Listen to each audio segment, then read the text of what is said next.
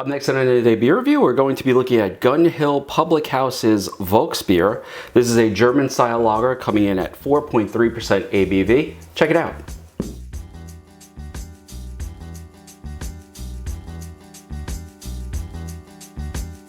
Hi everybody, it's Rich and welcome to Today Beer Review. And today we are looking at Gun Hill Public House Volksbier.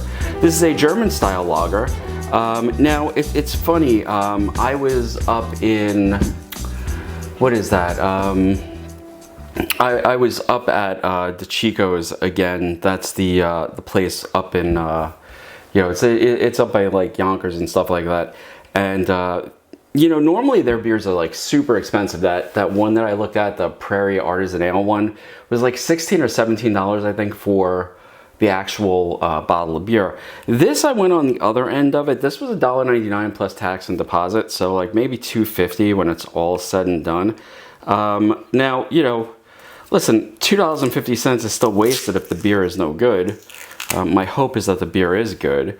And this says it was brewed at Gun Hill Public House in Brooklyn, New York. So let's give it a try. Oh, that's right. The Chico's is in Larchmont. So I was up there, and like I said, price $1.99. They have a pretty good beer selection there, so don't mind going up there to hunt.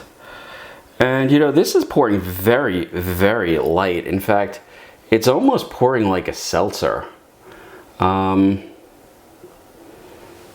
how light that is. That's crazy. German style lager, eh? I'm not getting a tremendous amount of aroma here, but let's see.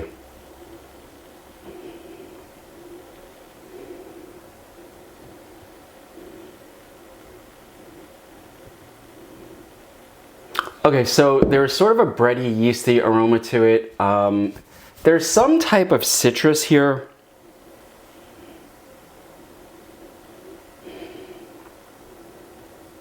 Like a lemony aroma, I think it is.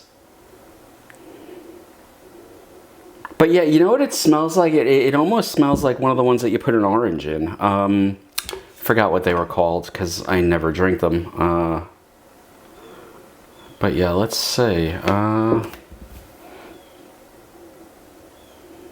It's not an unpleasant one. In fact, it reminds me of the aroma Cape May's White Shark, that sort of like Belgian ale. No, it's not a Belgian ale. Or maybe it's Great White, something like that. But it's sort of the same aroma. That's what it is. It's sort of a coriander. Okay, now it makes sense.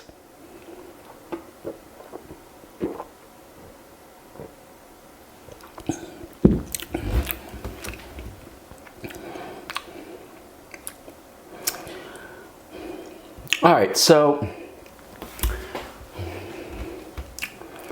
the flavor is a little bit wanting. There's a good yeasty flavor to it. You can taste that that sort of coriander, sort of orange, lemony flavors there, but it's really a hint. This is much more sort of a bready type of beer. Like I said, it almost reminds me of, like, do I have it up here? Maybe I do, but I just don't know where. A can of, I think it's called Great White by Cape May Brewing Company. And that's a very light ale as well. I'm sort of surprised by the color on this because it is exceptionally light. Now, that being said, is it a bad beer? No.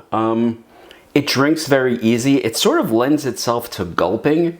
As I sort of tip this glass back, you really want to just like drink and drink and drink.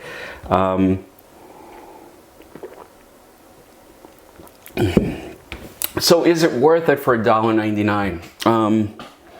Yeah, I've paid more money for beers that were not this good. And the fact that it was $1.99.